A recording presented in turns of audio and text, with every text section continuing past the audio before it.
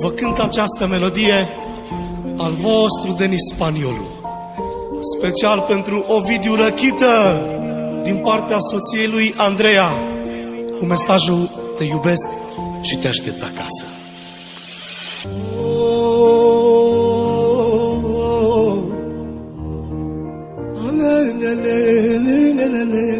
Ascultă viața mea, știi că eu mor de dorul tău.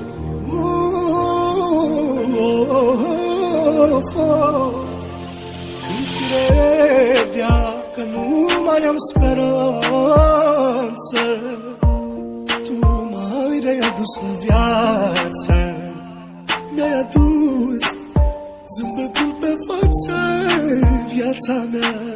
Simt iubirea mea că am revenit la viață.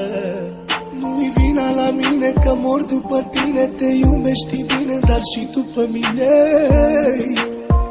Of, iubirea mea, nu-i vina la mine că mor după tine, te iubești bine, dar și tu pe mine. Of, dragostea mea, vreau să-ți dau iubire, inima din mine să fie la tine, poate așa-i mai bine. Te vreau lângă mine, să trăiesc cu tine pentru-o veșnicie, te iubesc, iubire.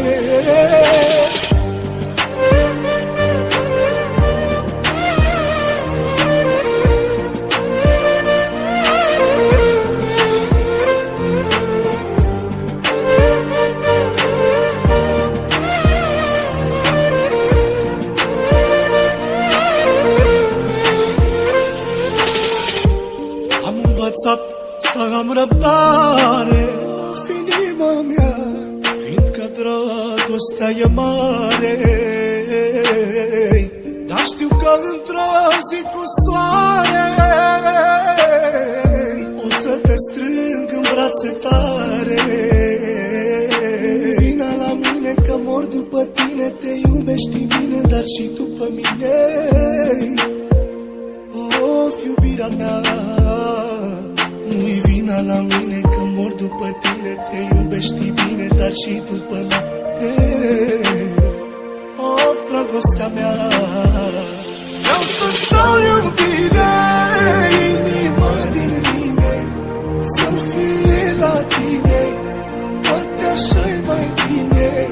Te vreau lângă mine, să trăiesc cu tine într-o veșnicie, te iubesc, iubire.